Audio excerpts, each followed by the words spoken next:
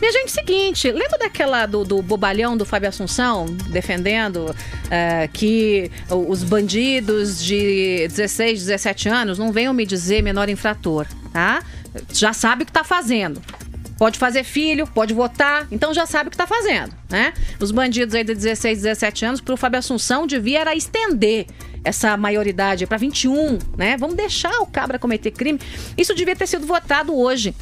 Mas a CCJ adiou a votação do projeto que reduz a maioridade penal para 16 anos. Por 10 votos a 8, os parlamentares decidiram pelo adiamento. A matéria voltará a ser apreciada em 30 dias. Isso foi uma vitória da esquerda, né? Claro, o PT e o PCdoB se posicionaram contra a matéria, conseguiram atrasar a votação. O Magno Malta, que é do PR do Espírito Santo, foi um dos principais defensores do relatório do Ricardo Ferraço, que é tucano também do Espírito Santo. E de acordo com o texto do Ferraço, o texto diz o seguinte: maior de 16 anos, menor de 18, tá? Naquela janelinha de 2 anos, podem ser punidos criminalmente em algumas situações. Gente, o texto nem é rígido. Tá? Se comparado aí a alguns estados americanos, o texto é molezinha, não é um texto rígido, não. Então, quais são os pontos? Reincidência da prática de crime de roubo qualificado. Quer dizer, foi pego uma vez, foi pego 2, foi pego 3, cana. Homicídio doloso. Homicídio quando praticado em atividade atípica de grupo de extermínio, ainda que cometido por um só agente. Homicídio qualificado.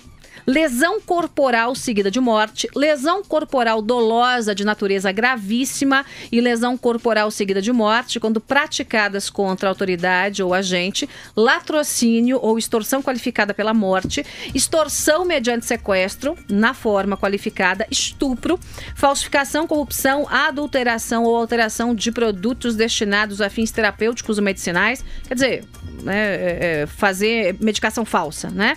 Favorecimento da prostituição ou de exploração sexual de criança ou adolescente ou vulnerável, crime de genocídio tentado ou consumado. Ou seja, são só os piores crimes da patota. Ninguém tá dizendo aqui que vai botar em cana, né, o adolescente, o quase jovem que foi lá e deu um safanão em alguém na esquina, ainda que eu acho que tem que ter punição, ou que foi lá e pichou o muro. Não é isso não, gente. São crimes extremamente graves. Tô falando aqui de lesão corporal, estupro e morte. Aí tem morte de todo jeito, latrocínio, homicídio, qualificado de várias formas. Então, não estamos brincando com isso aqui, não. E a esquerda acabou empurrando isso pra frente. Você sabe, Felipe, que eu acho que uma proposta que devia ser feita é o seguinte: fazer um plebiscito.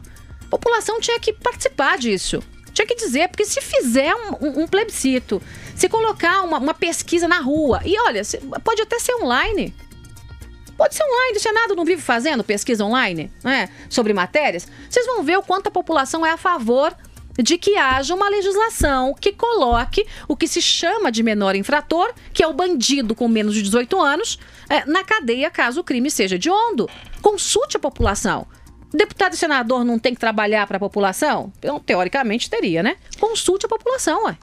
Eu lembro, eu participei ativamente como comentarista dos dias em que foram discutidos os pontos desse texto que agora vai ser votado, né? E eu lembro como eles tiraram o tráfico, tiraram o roubo, tiraram o terrorismo, né? Uma série de pontos ali, de crimes que são cometidos muitas vezes, por isso que as esquerdas chamam de movimentos sociais, né? Então eles estavam tentando proteger os seus próprios delinquentes para que eles não incorram nesses crimes e não vão presos quando eles promovem aqueles atos de vandalismo disfarçados de manifestações muitas vezes pacíficas. A gente está vendo lá no Rio de Janeiro a criminalidade tomando conta do Estado há muito tempo, né? E agora só teve essa reação do cerco das Forças Armadas na favela da Rocinha, e nesse momento em que vem aqui as polícias militares, civis, integradas com o Exército, você vê o pessoal de esquerda lá, comandado, capitaneado como sempre pelo deputado estadual Marcelo Freixo, para ficar levantando essas bandeiras de proteção de legislação, né, que protege bandidos. É muito grave porque os bandidos usam, como eu falei aqui ontem, esses menores, né, que são bandidos também, são delinquentes, entre 16 e 18 anos, para assaltar, para render motoristas, inclusive nas estradas, aqui na Via Dutra, que liga São Paulo ao Rio de Janeiro, para roubo de carga, que é um dos maiores índices de criminalidade lá no Rio de Janeiro, é o roubo de carga, e são menores que vão à frente das quadrilhas, porque se eles são pegos pelas pela polícia, eles são liberados em pouco tempo e voltam a compor a quadrilha, e a quadrilha assim perde menos homens. Então é isso na prática que esse pessoal está defendendo. É evidentemente um absurdo, e eles ainda defendem com um discurso favorável aos pobres, sabe? Em nome dos pobres que não tiveram oportunidade, porque vem daquela distorção inicial do pensamento esquerdista de que o sujeito vira criminoso porque é pobre, que é o maior insulto, o maior preconceito à população pobre, honesta, trabalhadora do Brasil, e que é a maioria. Então eles insultam os pobres todos os dias, protegendo os bandidos como se estivessem protegendo a população pobre, que odeia os bandidos. Pobre odeia bandido. Quem gosta de bandido é militante. E é isso que eles falam. Ô, Tony, olha, só para pegar esse gancho do Felipe, então os pobres são os bandidos. Joesley é pobre? Só para desmontar o discursinho da esquerda, o Joesley é pobre? Esse povo aí que tá na Câmara, no Senado, o Lula é pobre? O Palocci é pobre? O Zé Dirceu é pobre? Hein, gente? Então, fala pra mim. Todos são criminosos e são ricos. Tem uma diferença só, que é o crime armado ou não. Eles não cometeram crime armado, mas mesmo no crime armado, os dois maiores bandidos da história recente do Brasil, que são Fernandinho Beiramar e o Playboy, que acabou morrendo, e o Fernandinho Beiramar tá preso lá com 200 anos de cadeia, de pena, os dois tiveram estudo. Teve também outro bandido lá da favela da Rocinha, se eu não me engano, que era o matemático, que era chamado por esse nome porque estudou matemática. Então você tem um monte de bandidos, principalmente os maiores bandidos da história recente do Brasil, estudaram, tiveram acesso ao sistema de ensino e continuaram sendo bandidos. A escola não previne todo mundo contra a criminalidade, não. É preciso haver polícia, é preciso haver punição na justiça. O Rogério 157, que é hoje o chefe do tráfico na Rocinha, ele foi solto, ele fez refém um monte de gente num hotel de luxo de São Conrado, que é o bairro onde fica a Rocinha, lá no Rio de Janeiro, anos atrás, foi preso e acabou solto e continuou, claro, sendo chefe do tráfico na Rocinha. Matou recentemente os rivais lá da quadrilha do NEM, da qual ele se dissociou e agora está sendo perseguido, invadindo a Rocinha por causa disso, e ele está lá se juntando ao Comando Vermelho para se defender, porque o Comando Vermelho também acredita que o PCC esteja ligado à quadrilha do NEM e está se aproveitando, querendo tomar o tráfico na Rocinha. Então esse é o cenário que esse pensamento esquerdista produz no Brasil. Não estavam armados com metralhadora, né? Mas estavam com a caneta. E a gente sabe como uma caneta pode matar muito mais do que uma arma de fogo. Vai lá, Tonholi. Nos Estados Unidos, sabe quantos menores você tem condenados à prisão perpétua? 2.300. E essa decisão de condenar menor que cometeu crime grave à prisão perpétua durou até 2012.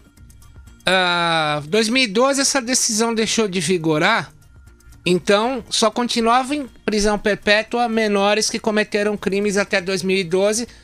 Eu adoro a Suprema Corte Americana. O juiz Anthony Kennedy e John Roberts, que são conservadores, acabaram votando para tirar crianças da prisão perpétua depois de 2012, mas isso vigorou aí por 100 anos. Não havia perdão. Já vi documentário gringo de menor condenado à prisão perpétua, né? Ali se endureceu muito. Agora, por outro lado, eu fico meio chocado em ver aquele caso que a Joyce citou ontem, do Champinha, aquele menor assassino. Tem menor assassino matando no Brasil todo.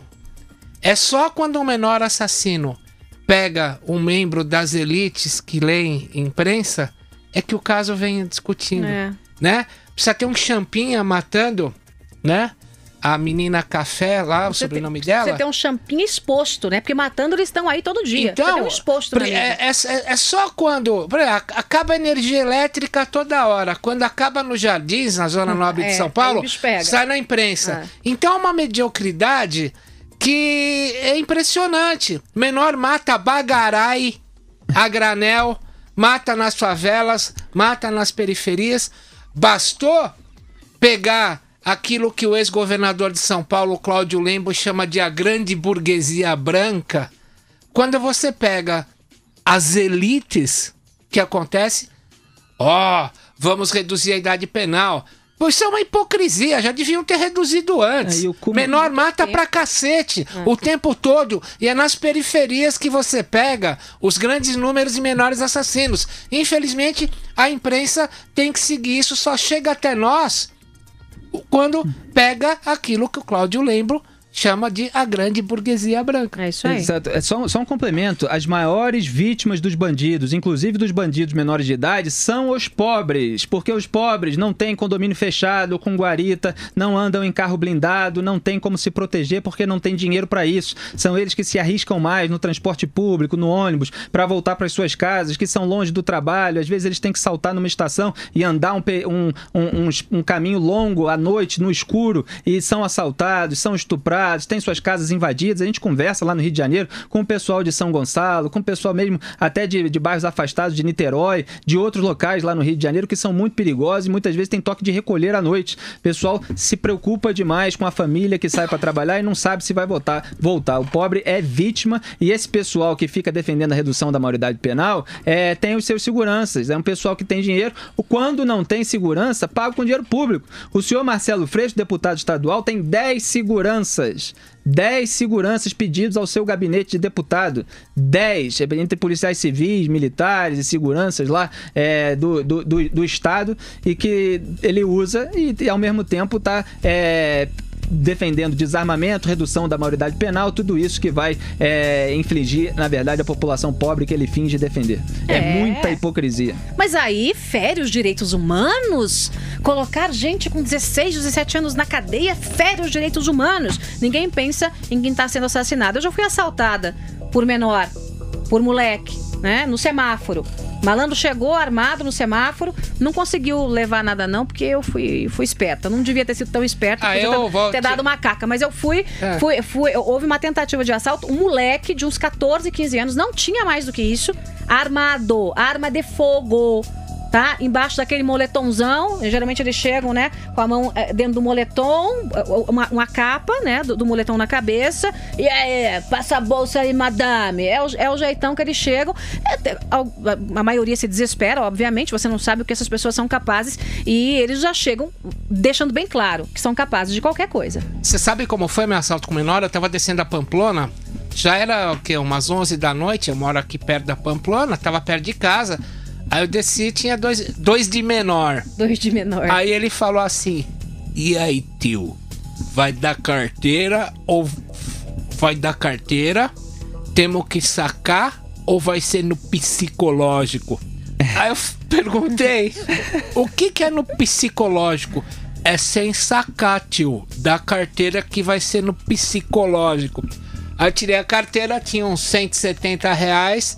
Ô tio, você foi legal, não vamos sacar não. Fica com vintão aí, vamos levar só 150, certo, tio? Você deitou no divã do bandido? Foi no psicológico, Foi no Felipe. psicológico, foi no psicológico. Meu sangue não é tão frio assim, no psicológico.